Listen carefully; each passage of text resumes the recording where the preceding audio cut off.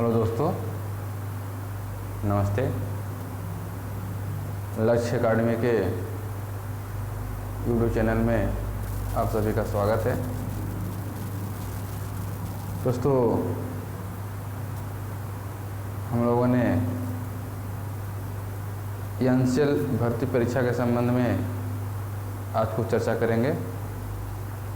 इसे थोड़ा समझते हैं। एनसीएल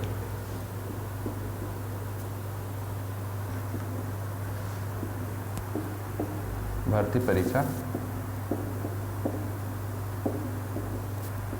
यह हमारा आज का मुख्य शीर्षक रहेगा। इसी विषय पर हम थोड़ा समझेंगे। दोस्तों, इस समय पर एनसीएल कोल इंडिया की एक ब्रांच, एक संस्था टाइप की है, जो अपने आप में खुद मिनीरत्न कंपनी है, जिसका मुख्य विस्तार सिंगरौली में है, जिसमें बहुत सारे प्रोजेक्ट हैं।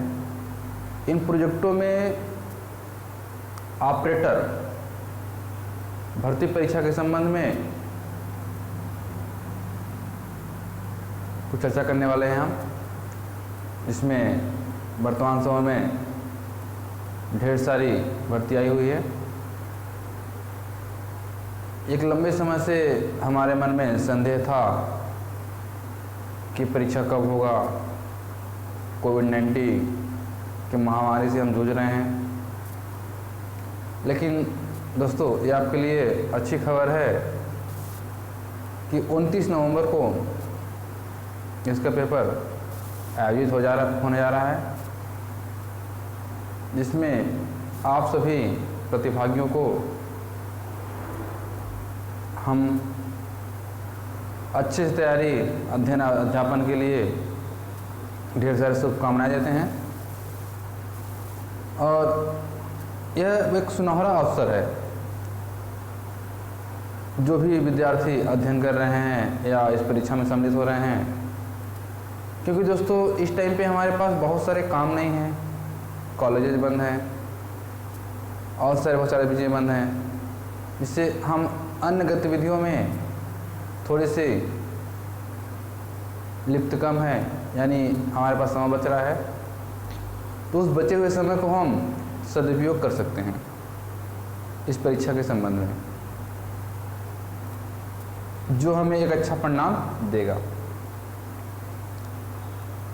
तो दोस्तों, आज हम बात करेंगे एनसीएल भर्ती परीक्षा के संबंध में।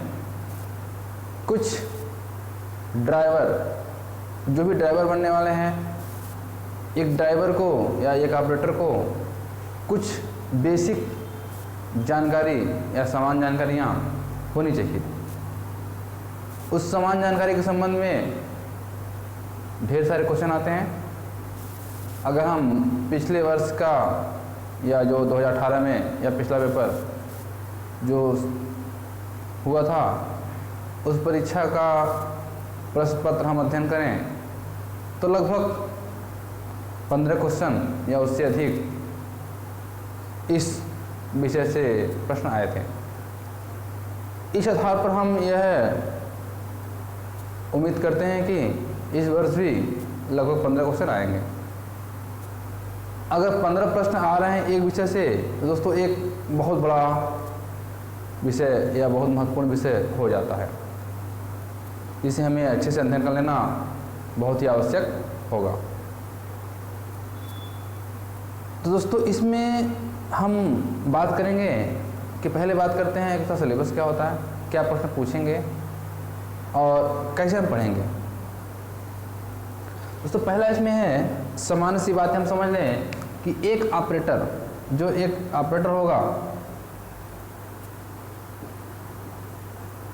ऑपरेटर के लिए क्या क्या समानता जरूरी होता है। समानता जरूरी है, हम शॉर्ट में लिख रहे हैं, आप समझ लीजिएगा समानता क्या क्या जरूरत होता है। या जब भी आप कोई व्हीकल खरीदते हैं या व्हीकल का स्थानांतरण कराते हैं, किसी और नाम से किसी और नाम ट्रांसफर कराते हैं, या फिर इंश्योरेंस कराते हैं इंश्योरेंस क्लेम करते हैं, अपने ड्राइविंग लाइसेंस बनवाते हैं, ड्राइविंग लाइसेंस को हाईवे कराते हैं, उस संबंध में आरटीओ ने कुछ फॉर्म डिसाइड करके रखा है कि इतने नंबर का फॉर्म से ये काम होगा। तो उस फॉर्म के संबंध में कुछ क्वेश्चन आते हैं।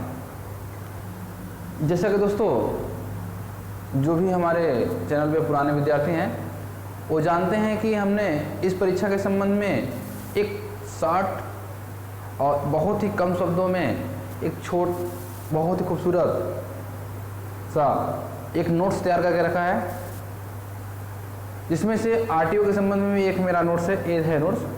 जो विद्यार्थी नए हैं वो जान लें, ये नोट्स तैयार करके रखे हैं हमने आरटीओ रोग के संबंध में। इसमें हमने इस सिलेबस के आधार पर सारे चीज़ों को समाहित किया है और बहुत ही कम शब्दों में।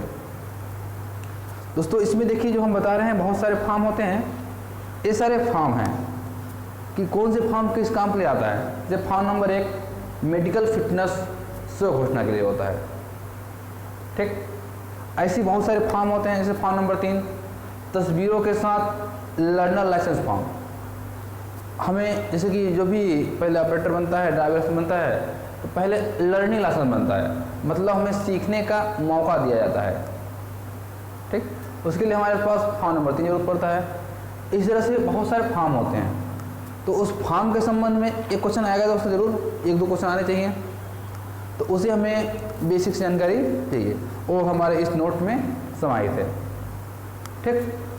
तो जिसने भी हमारा नोट्स खरीद लिया है वो ज़रूर से पढ़ें, और जिसने नहीं खरीदा है उससे हम ज़रूर सलाह देंगे कि एक सस्ता और सुंदर सटीक जानकारी के लिए हमारे नोट्स को प्राप्त करें और अपनी जानकारी को बेहतर करते हुए अपना सफलता और भी सुनिश्चित करें। उसके लिए हमारे मोबाइल नंबर पर संपर्क कर सकते हैं या लक्ष्य का निवर्धन के ऑफिस में आए, यहाँ से प्राप्त कर सकते हैं, ठीक। दोस्तों इसमें जो हम जानकारी दे रहे हैं बहुत सारे फॉर्म देंगे। इसके बाद वाहन को चलाते समय एक ऑपरेटर की क्या क्या भूमिका होती है उसके संबंध में क्वेश्चन आते हैं। हमारे गाड़ी की स्पीड किन एरियाओं में, किन क्षेत्र में किससे ज़्यादा नहीं हो सकती, हमें अगर ओवरटेक करना है तो किस साइड से ओवरटेक करें, गाड़ी कितनी स्पीड होनी चाहिए ओवरटेक करते समय, या एक गाड़ी पर जो भी गाड़ी है 2 व्हीलर या 4 व्हीलर उसमें मेंशन करेगा प्रश्न में, इसमें हम समाहित करके रखे हैं। उस गाड़ी पर कितने सवारी विथ ड्राइवर के साथ बैठ सकते हैं, इस पे क्वेश्चन आते हैं। दूसरी बात, एक और महत्वपूर्ण टॉपिक बनता है जो अभी हाल ही में मोदी सरकार ने घोषणा की थी, जुर्माना वसूली के संबंध में नई नीति बनाई थी, ठीक। उससे भी प्रश्न बनेंगे, बहुत ही महत्वपूर्ण प्रश्न बनेंगे अभी, क्योंकि ये नया है। जैसे कि मोटर वाहन संशोधन अधिनियम 2019, मोटर वाहन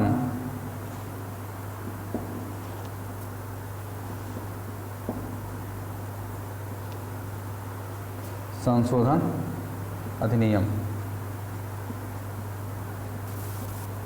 2019, ये दोस्तों अभी भी करंट का है, इससे क्वेश्चन बनने की पूर्ति संभावना है।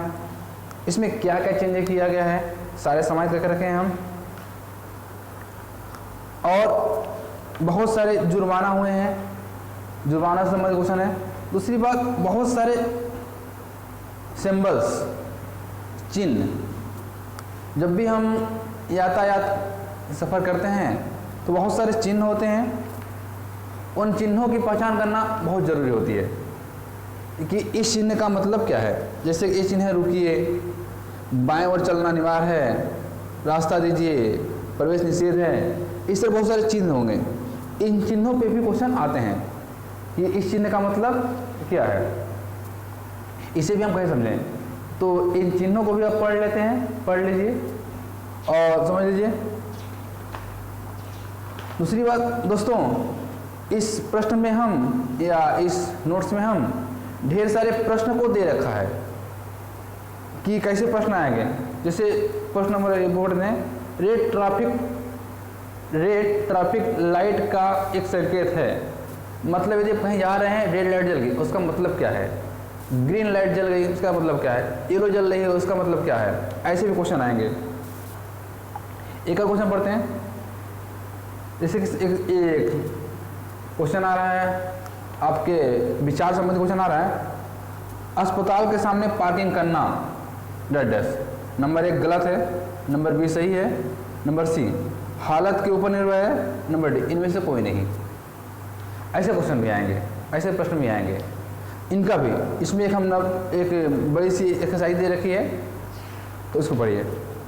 और दोस्तों थोड़ा सा अभी जब भी डेट का अनाउंसमेंट हुआ, साथ में थोड़ी सी एक इसमें सिलेबस को विस्तार करते हुए एक बिंदु और जोड़ दिया है आरटीओ के संबंध में, डीजल इंजन और पेट्रोल इंजन।